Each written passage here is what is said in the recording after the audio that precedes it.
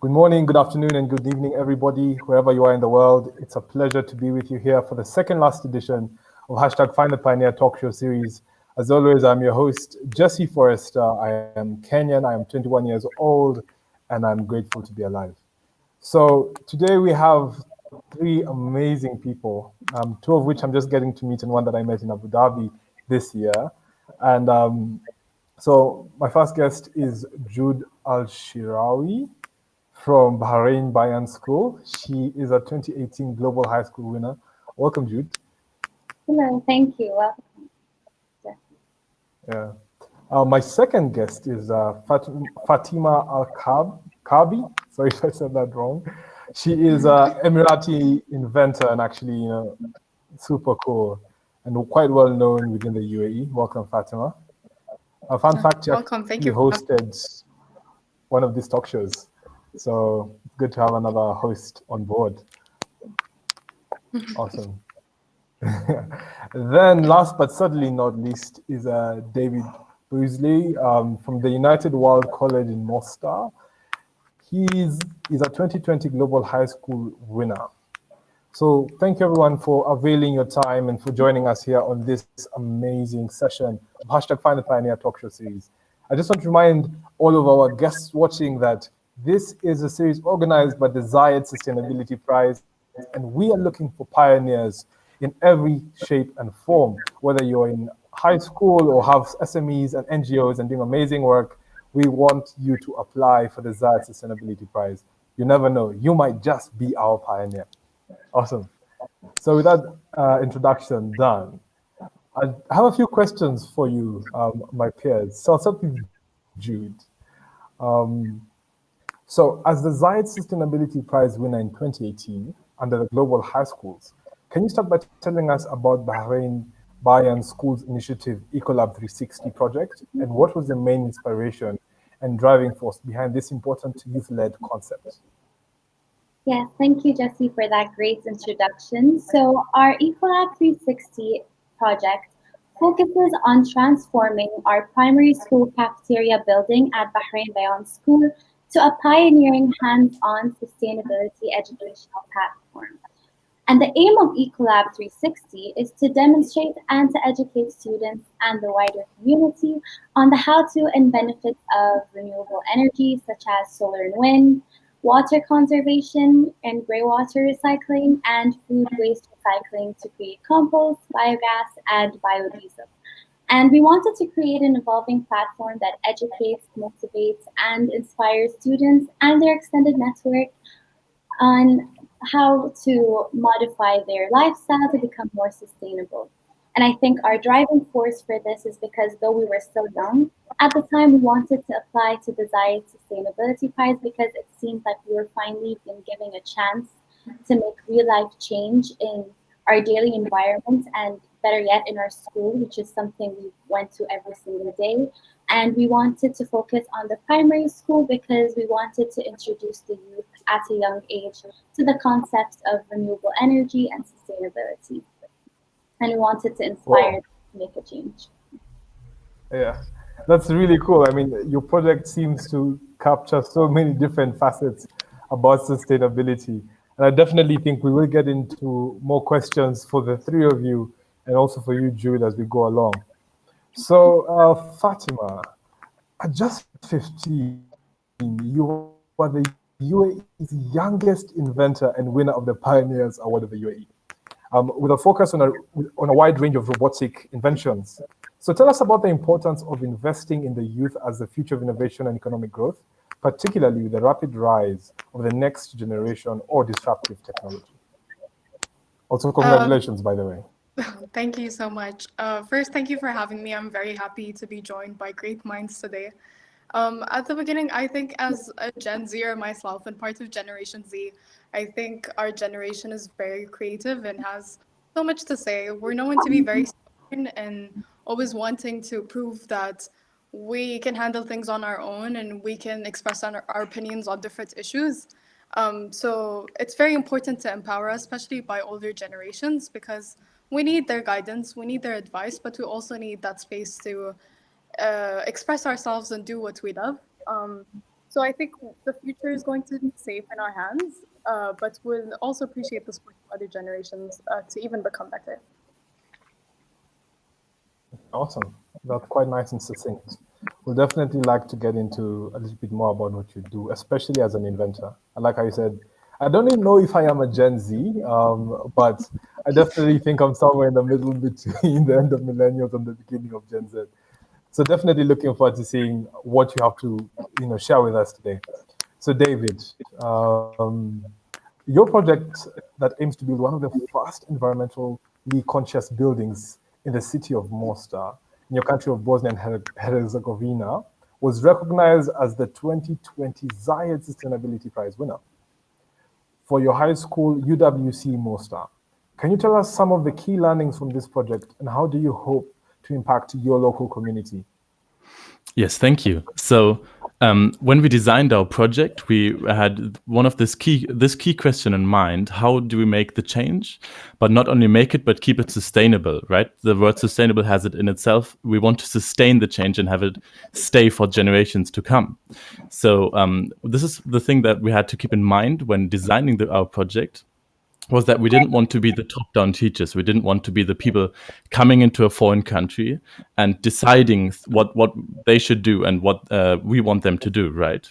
So what we are doing is we're designing a house for ourselves that will be environmentally conscious, and we will design our own detergent and have solar panels on top. So all the things that are relatively normal in other places, but not so normal in Bosnia and Herzegovina.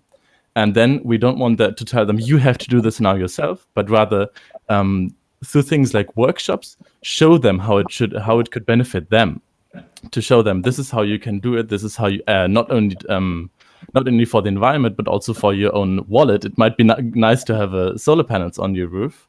And in this way, we hope to achieve change that is also sustainable and stays for the years to come. Yeah.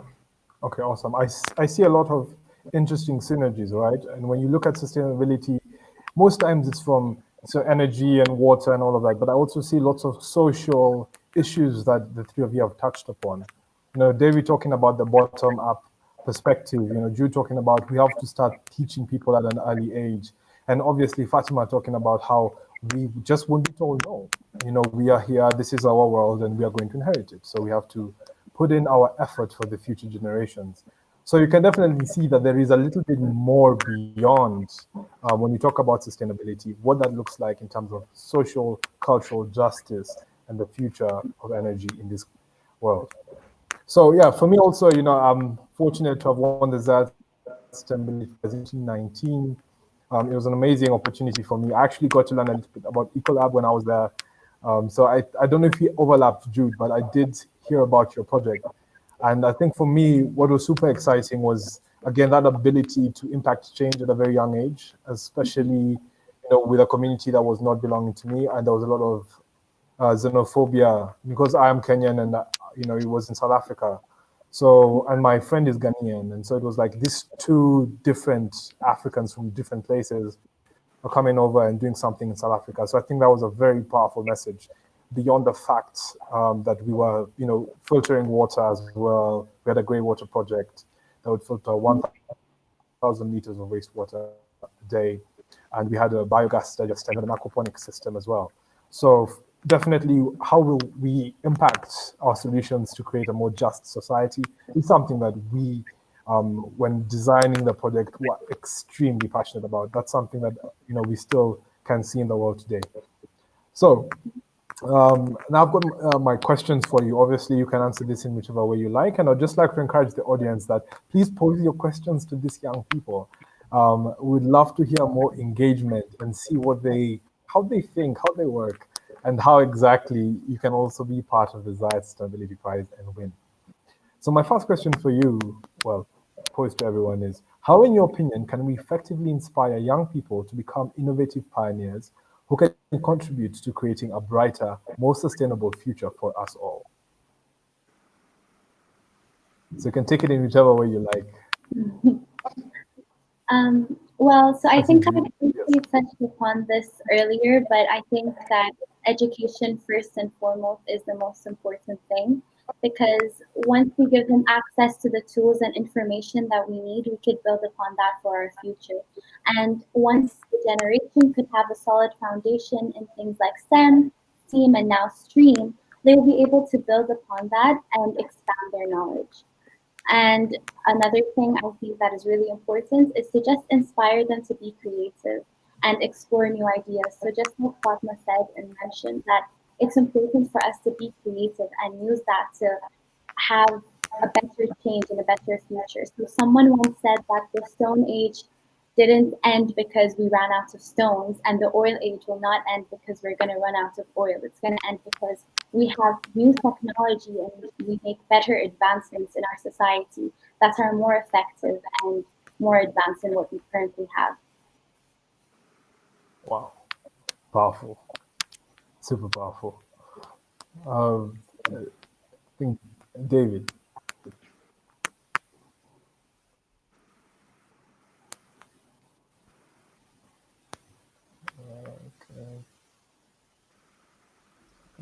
Connected. David, Mm-hmm. can you hear me? Yes, I can hear you clear. Yeah. Okay, awesome. So how, in your opinion, can we effectively inspire young people to become innovative pioneers? What I have experienced myself, how I got the inspiration, and how I became more willing to do these things and get engaged in projects, is seeing things happen. This experience of doing something, of pushing something, and then actually seeing a result coming out of that. Well, maybe particularly with the Zayed Sustainability Prize 2020 that I was in, seeing that the project that we started as the students actually had such a major impact that now there's going to be a whole building built differently, is one of the best ways of really teaching people that they can change the world, right? Just this practical seeing that if I do something, that actually changes things. Yeah, the practical aspect of you pushing and you seeing something come to life. I think that's really powerful, right? But like that is like having a child. I mean, none of us obviously know what that's like, but I think in a sense this is something similar. When you bring something to life, you create, which is something Fatima has been doing since she was 15. So Fatima, can you tell us, in your opinion, how we can inspire young people to become innovative pioneers? So touching on what Jude and David said, I think everything they said is very important, but also we need to have that representation and role models. Having a session like this with youth is very inspiring. Also for me, because I'm being here with inspiring minds and seeing other young people doing great things. So having role models in our community, showing them that young people are able to do things, because if we were able to help our communities in some way, other people could too. So I think instead of having older generations talk, instead of talk on behalf of the youth, we need younger people to talk for themselves and give them platforms like this to express their opinions and share their stories and inspire others. Exactly. And if I could chip in my 2 cents, I definitely think that we have proven that if young people have access to capital and opportunities, they can bring forth absolutely stunning opportunities for other young people, right? Yeah, so I definitely think that that's something that we can begin to see a little bit more of. Okay. So my second question for you guys is, what, in your opinion, will the jobs of the future look like? And what are some of the core skills that are needed?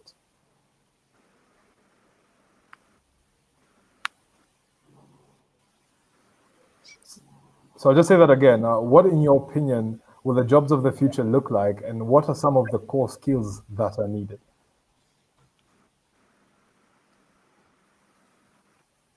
Jude, wants to take this? Go ahead. It's a heavy question. Go, David. Okay.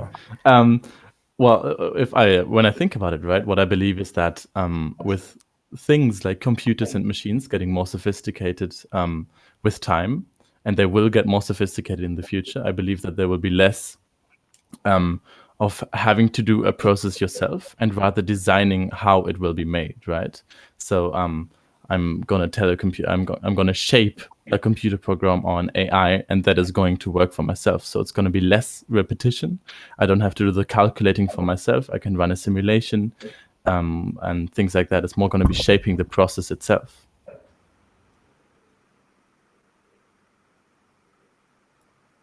Yeah, and I think to add on to that, like, I think that shows the importance of having technical skills and just hard and technical skills for the future. But I also think that it's really important to have soft skills as well, such as teamwork, communication, and adaptability, because most of the jobs of the future haven't been created at all. And like you said, technology is advancing every single day. So I think the most important thing for youth to learn is that we need to learn how to be flexible and adaptable and maneuver new changes that are to come. And I think just having a growth mindset overall is important, because jobs of the future will require innovation and design.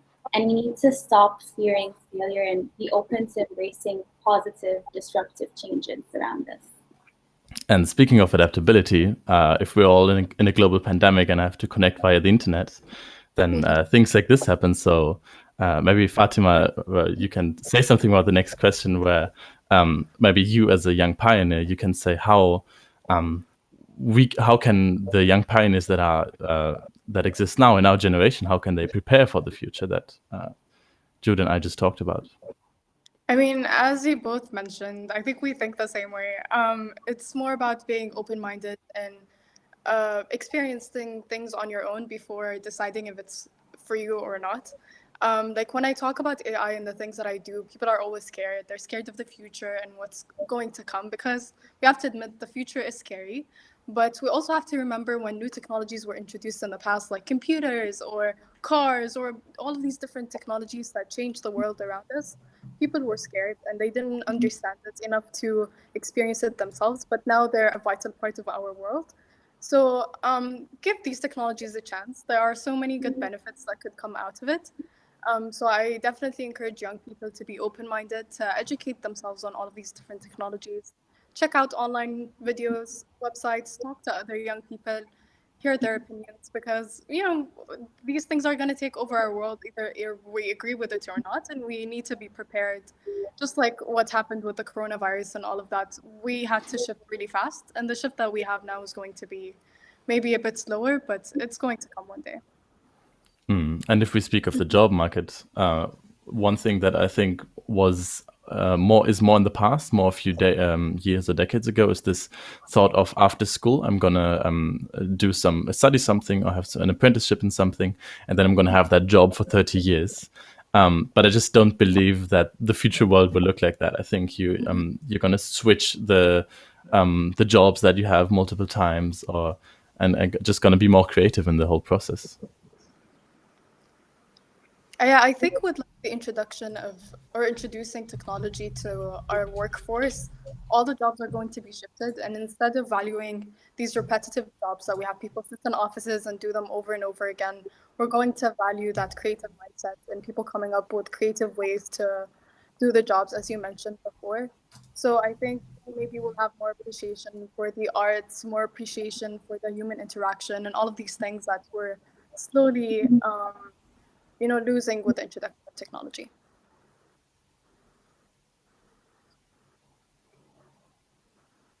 And I think we're all very well attuned to various disciplines of science, technology, engineering, and math, and so have the generations of youth as well. So they are learning these things at a much younger age. So I'd like to know, what do you guys think? Can you tell us how the youth segments can leverage this competitive advantage to advance the global sustainability agenda?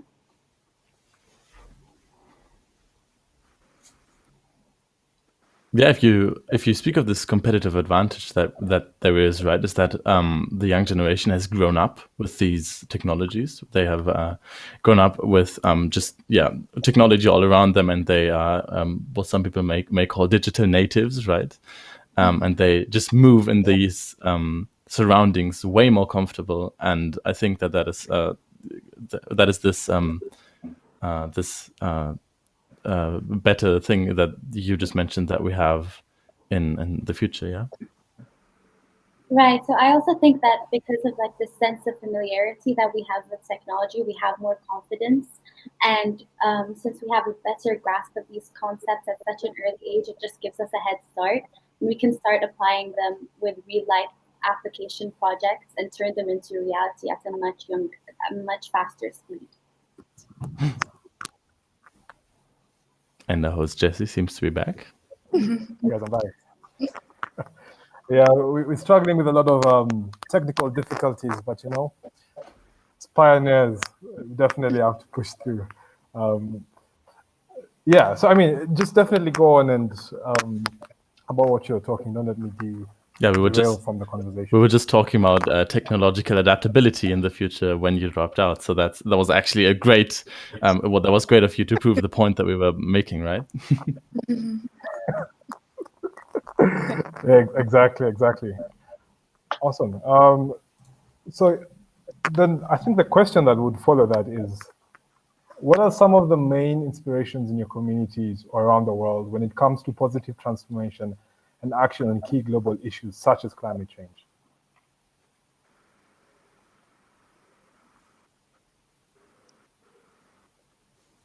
I think for me, I'm mostly just inspired by how the Middle East is focusing on increasing sustainable development and creating organizations to help support sustainability and renewability ventures. So things like the Zayed Sustainability Prize, I think that opened up a lot of doors for all of us. And from what everyone has been saying so far, just in this call, it really helped shape and change our lives. And for example, even for me, this prize and winning this prize sparked my interest in this field, and I decided to change my major in university.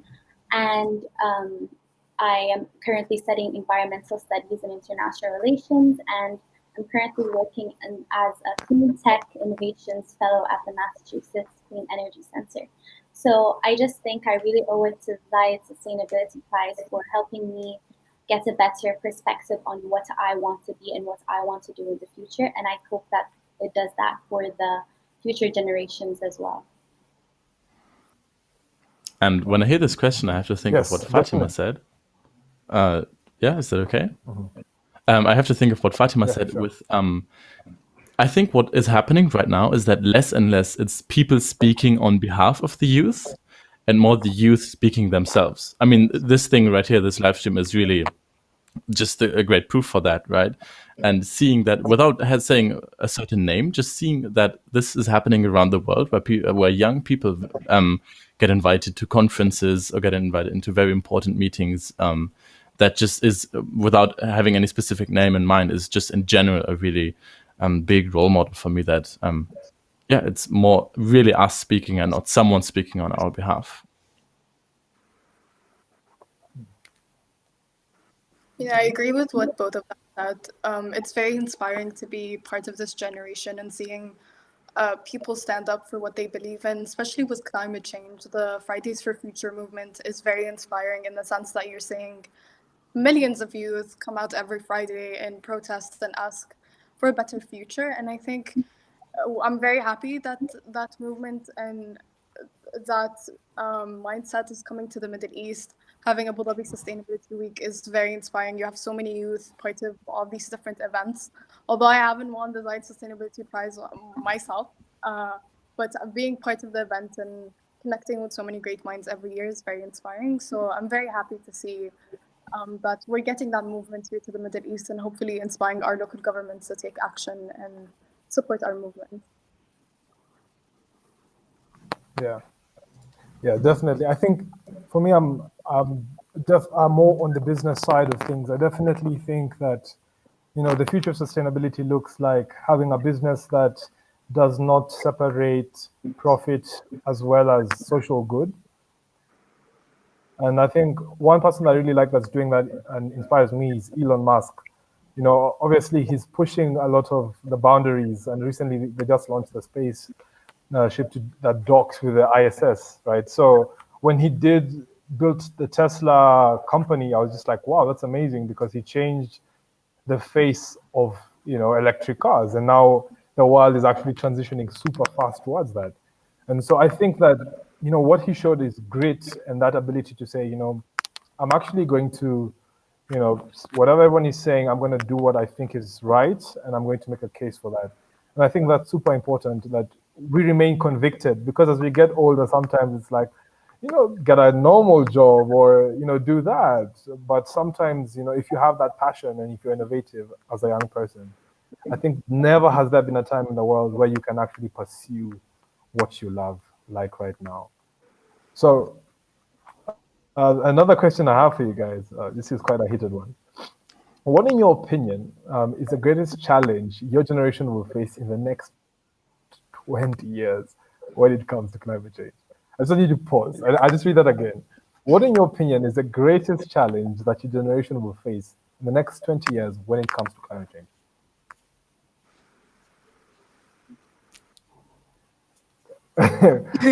Whoever feels moved can begin.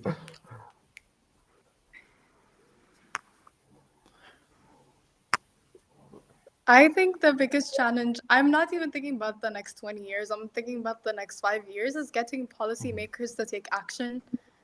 We are tired of protesting and striking and asking for change while no one's listening. I think we need to do something about it.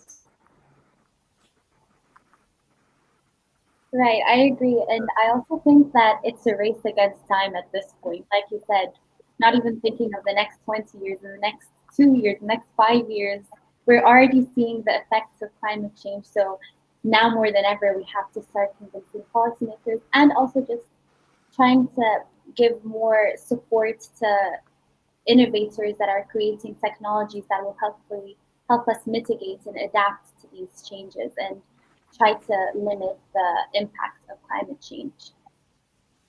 And for me, the scariest thing that I had with climate change that I learned about it is the concept of tipping points, right? Where you can, where before that I thought, well, you can always, like, at one point people will realize how bad it is, and at one point people will say, okay, now we really are going to do something.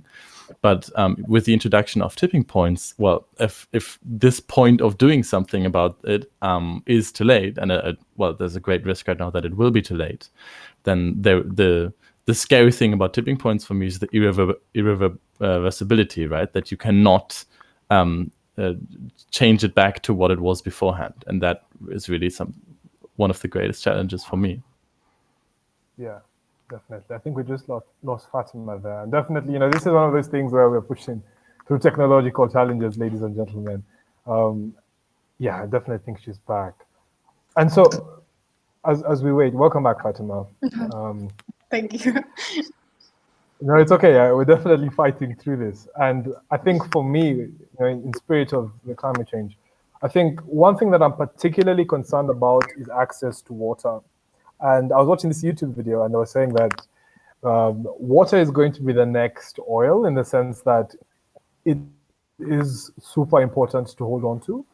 And there's this emergence of water barons coming up. And one of the things I really want to make sure is water remains a right and not just a privilege, right? Like, so everyone can have access to that. And especially right now during COVID-19, where lots of people are being told, wash your hands. There's a lot of water that is not actually being reused, right? So there could be a case for sustainability right now. And that actually leads into my second question, or my other question. In the wake of COVID-19, we have actually seen economies crash, with millions of people worldwide now working from home and studying from home, or losing their jobs. I think it's 40 million in the United States right now. And losing access to education, completely in some areas. In your opinion, what role can young pioneers like yourselves take up to keep progress towards the SDGs moving along, considering the multifaceted challenges the world is facing today? Again, these are very heavy questions, and I think it's super important as young people that we get this opportunity to showcase exactly what we're thinking about and the ideas that come up. So again, this is just like, you take it how you feel. Quite deep questions, ladies and gentlemen. I personally think with the COVID-19 pandemic, it was a wake-up call for all of us. We realized what we value in life and what things really matter, and realized like the small virus could have ended our whole race. So it's more of valuing the things that really need to be valued, and considering that anything could affect us in a tremendous way. So we need to take action on these problems that we see. Like the COVID-19 pandemic started a long time ago, but until people started to take action and take responsibility as a society. So I think as young people, this is an experience that we could learn from to face other problems that we might face in our lifetime. Like with climate change, we can't just wait for the day where we all are going to die because of actions that we took ourselves and corporations took. It's more of taking responsibility now and acting before it's too late to do something. Yeah, that's always the challenge. Yeah. On a technological side, I have this hope that with this forced digitalization of some things, maybe even after the pandemic is over, people will realize, well, maybe I don't have to fly across the world for that business meeting that I have. Maybe I can also do it online. That is kind of the hope that I have. Yeah, definitely. Yeah, and I think that I know that it's not that everyone has the privilege to be healthy and safe and staying at home at this time, but if it's possible, we should be taking this time to plan for the future and develop our goals. And for instance, we might even find sustainable solutions now during this time to help our economy recover. And hopefully we'll come out of this, like Fatma said, stronger than ever, because you'll finally be aware of how necessary it is to create a more resilient community that's better equipped for future issues. And I think that also some of the best issues in the world, best solutions to the issues in the world are very simple.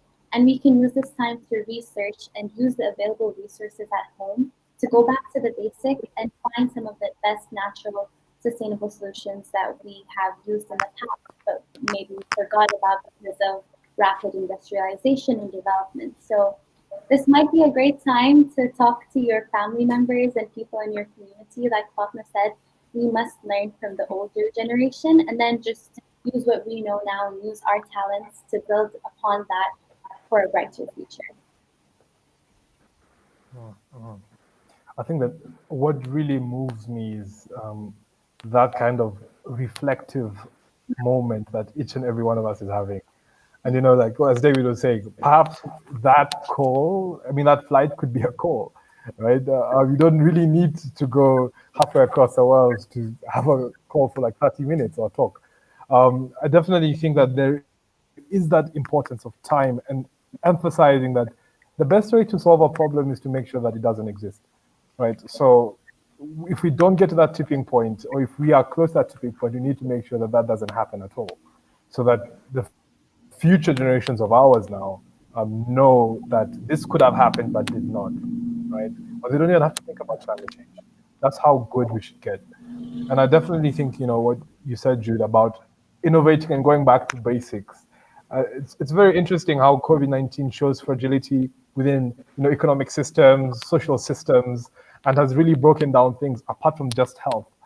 And I saw in Europe, I think, they are now starting to use bikes, create infrastructure for bikes. So there's that interplay between policymakers as well.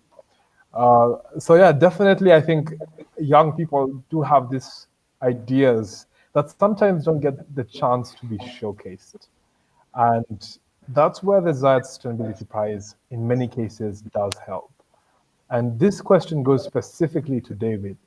On an individual level, did winning the Zayed Sustainability Prize drive you to work hard on finding more environmental and sustainable solutions and different ways to approaching these urgent matters? Yes, absolutely. And if there's one thing that I realized in the time that I spent doing the prize on the Abu Dhabi Sustainability Week 2020, it's that I saw on this week on the expo, I saw so many amazing technologies of the future and how we can maybe tackle climate change. And then I went back to Bosnia and Herzegovina, that is where I spent the last 2 years of my life. and it is a country that had a war less than 30 years ago. So no one is going to tell them, hey, you have to now think about climate change, because they are still struck with other issues, right? But it's Bosnia and Herzegovina is such an interesting showcase for me, I believe, because it has an insane potential for example, solar panels. It has one of the most sun hours per year in all of Europe, right?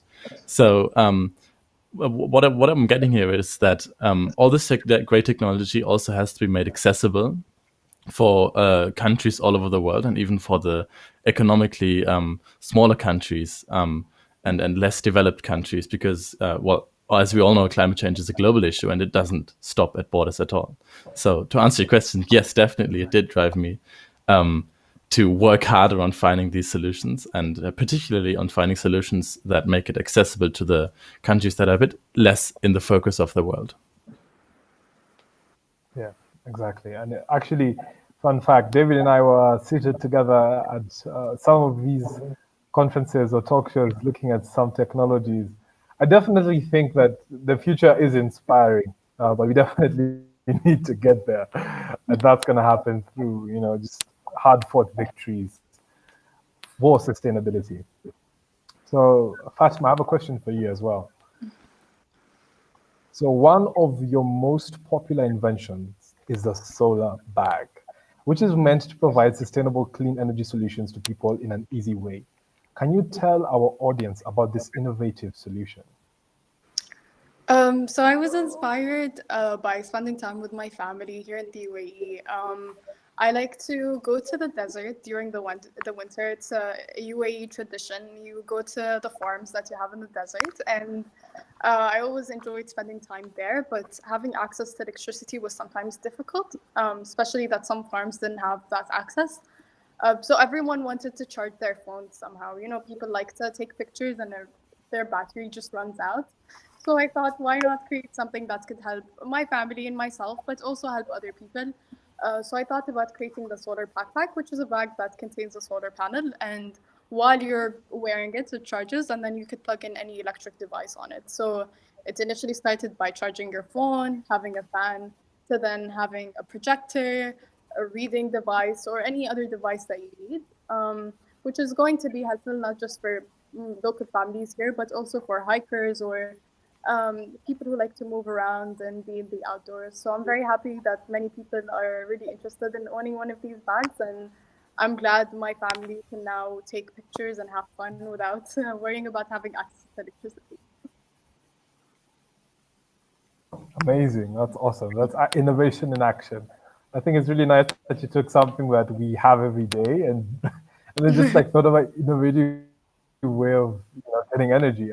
I think that's super, super exciting. And some of our audience have actually been following along, and I just want to get into some of the questions for you here, right? So I think one of the first questions from Riri and Lewis is, how could we learn about all the projects that are already running? So I think maybe Zad Sustainability Prize does have a catalog of previous winners, and I think Fatima is a sort of celebrity. So if you do Google her name, you will find what she's doing. So another question from Ninoksha is, what's your message to young pioneers across the globe who are planning to enter the field of sustainable development? What do you tell your peers? Well, I think it's important. I think we've touched upon this also throughout the talk, but it's important to understand what sustainable development is. So it's no longer just talking about the environment and climate change. It's about encompassing all aspects of our life to become more self-sufficient and sustainable for the future. So I think that you don't need to just have a focus in environmental studies or the sciences, but if you want to do something for social change, for all aspects of society, then you should really consider sustainable development and having just that at the back of your mind whenever you're creating or just doing anything, having a business, building a house. You really incorporate it in your day-to-day life. And I think that just us sitting here, the four of us, all of us began with one idea of what they wanted to do with either solar bags or with global high school, right? And I think that the four of us are sitting here now and giving an interview about that is already the biggest showcase that you personally, if you just have a great project and if you want to work on that, then you should just go ahead with it and then it will take you places. Exactly. Fatima. Touching on what both of them said is, you all mentioned starting your own businesses or starting your own high school, and I think focusing on starting small is very important. You don't need to have access to all of these huge resources or huge amounts of money or famous people or great names or all of that. So you can start really small in your community. If you're really passionate about helping the environment, maybe cut down your use of plastic, change your lifestyle, encourage your friends and family to take action, stop using plastic bags, all of these different small actions that you can take. And although there are big corporations that are contributing to the problems that we have today, we also have to recognize that we as a society can contribute somehow. So starting small, definitely, and encouraging the people around you. And then if you come up with an idea, maybe you could start working on a big scale and helping your whole community as a whole. Awesome. And so there's another question from Christian, and I hope people have taken down what they've said. So there's another question from Christian that says, what difference does it make that you meet people from other nations? Why is that important to the global sustainability agenda? I am from Kenya. I think we have people from the UAE, from Bahrain, from Germany. It's quite a global panel that I have the privilege of hosting. So why do you think it's important to have this dialogue?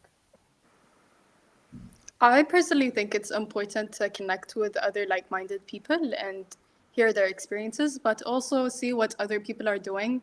Sometimes when you're stuck at that mindset of working locally and trying to figure out solutions for your own community, you're missing out on all of these great ideas that are being made in so many other places.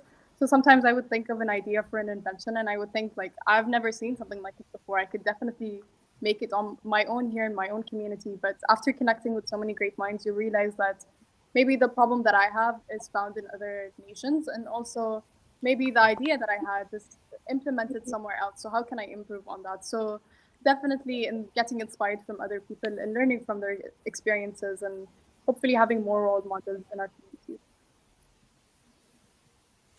Exactly. Jude, David.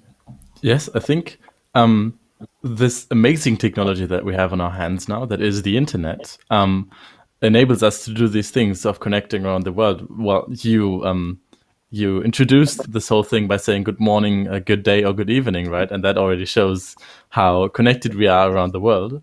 And I think this is extremely crucial in finding a solution towards the environment that helps everyone, right? Because it is crucial to acknowledge that different countries come with different cultures and different ways of living. And I think asking one person what to do for the whole world will never work. It will never completely work and apply to everyone.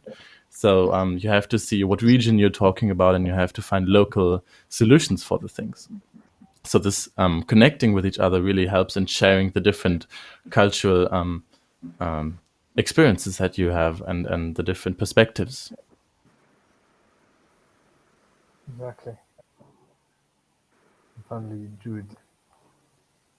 Yeah, so I think that both David and Fatima covered this wonderfully. Like just the fact that we are all discussing this and we have very similar views and very similar ideas and just overlap. So it's just better for us to be able to communicate with people and meet new people so that we could have a greater spread of ideas and just maybe we could collaborate together and just have something that covers all aspects, and maybe there's something that I'm missing that you guys could tell me that I could learn about, and just helping each other fill the gaps that we see.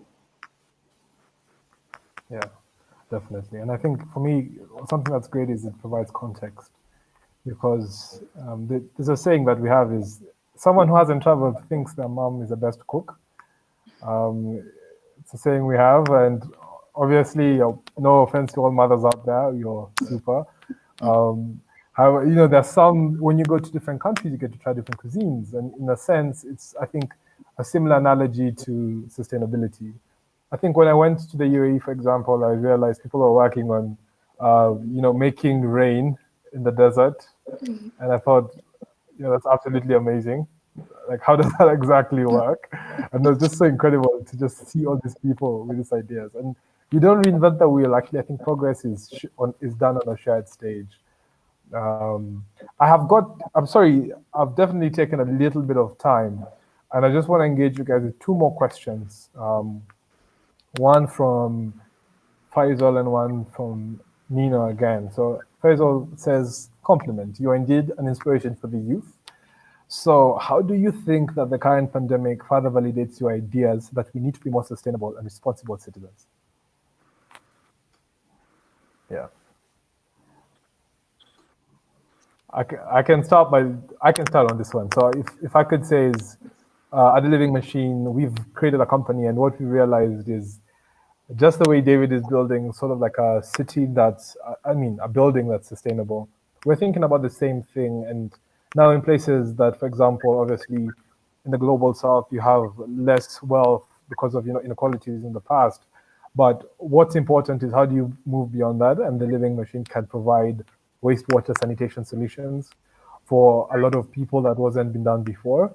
And so that's something that we're exploring about how we can do that in places like Kibera, in places like Soweto, and how we can actually make sure that once we move post-pandemic, or as they say, after Corona, AC, we can see a lot of beneficial, development for these people, because that's what they need. And it's good to have that bottom-up approach. So that's what we are thinking about and how the coronavirus has validated our work. So I'd like to see who else has. See, Jude, you're ready. Okay. Yeah. So I just think that a lot of the justification or the reasoning as to why we haven't really made a lot of progress with climate change and environmental issues is because of the idea of the tragedy of the commons, right? Which is like everyone's going to work in their own self-interest, and they're not going to work for the sake of the entire community, and that leads to the overall degradation, right? But with the coronavirus, we saw how interconnected the global economy is and how interconnected all aspects of our lives are. So I think this, what Fatima said, is a wake-up call for all of us, that these are issues that are affecting us all, and we can't avoid it any longer. And if we continue to ignore the problem and not work together to find a solution, then it's not going to be a favorable outcome for any of us. Yeah, and if what we saw in the weeks or at the height of the pandemic, when no one was going out and then many things were empty, what I could see in the internet, there were pictures and videos seen of animals like dolphins and whales coming to places that had never been there before, and since people could think, and they went to havens, to canals, and all these beautiful things that we could see. Some people said, I go to this mountain every day for the past 50 years, and for the first time I could see the city. And it just, this is what Faisal asked, right? This validates that we really have to rethink of how much authority we have over using what the environment gives us. That's true. That's true. Yeah. So Fatima would like to say something. Yeah, I was just going to say I agree with what both of them said. And as I mentioned before, it's a wake-up call. We're realizing what really matters. And I think with the pandemic, we realized that the world can unite together to work on the same issue and to come up with solutions to serve us to get, as a whole, as a race. So I think we need to remember or learn from this experience and see that sometimes we can set our differences aside and work together. And as we work together for this pandemic, although we had some people who didn't work with us, but as a world in general, we did try to come up with solutions and we united for the same goal. We can definitely do the same with bigger issues like climate change and any issue that could come in our way. Okay, awesome. So my very final question, for my very enduring panel, thank you again for keeping up with me, is as mentioned, obviously, a lot of technologies that would help solve some of the biggest global issues already exist. You know, we've had solar panels for a while and all of that. So what do you think are the biggest barriers to implementing and distributing these technologies to the communities that need it the most? Yeah. I think that question has so many sides to it, and I personally think there's a policy issue, there's a government side, there is that collaborative aspect. There's a question of expense, because recently is when solar panels, for example, have become much cheaper, and renewable energy is finally meeting financial parity with oil in terms of electric, you know. So there's just like, I think for me, it's just such a multifaceted question, and it's so different because you're from different places in the world, and so I'm sure not everywhere in your countries does everyone have access to or uses, you know, efficient technologies. So I'm super interested to hear from the three of you on your different contexts about why do you think it hasn't reached the people that need it more. So I think to a certain extent there is somewhat of a resistance to change. For so long, this is what we've been used to, like using fossil fuels, for example. This is what we know, and this is what people are just comfortable with. And there was, at a certain point, just a lack of awareness, even though since the 70s people have been discussing climate change, it hasn't been as mainstream as it is today. So I think, though, like you said, there are many different aspects to this question, economics, and just like the lack of collaboration to some extent, but I feel like I'm hopeful for the future, and I feel like we have already started to overcome these things and overcome these barriers, which is good. Yeah, exactly. I agree.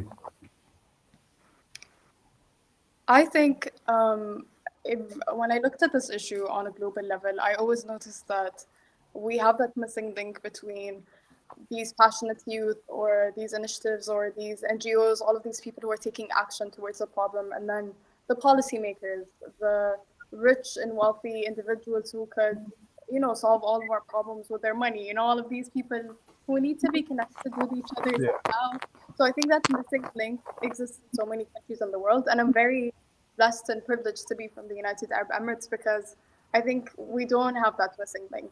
We are a country that's dependent on oil. We grew up around it. It's, you know, we know it works, so why change it? But then when the government came out and said, okay, we're going to celebrate the last barrel of oil, we're going to change what we have today, we're going to change our economy. So you individuals in the community start taking action and start doing something, and you know, starting initiatives like Abu Dhabi Sustainability Week and introducing us as young individuals to these initiatives is very important.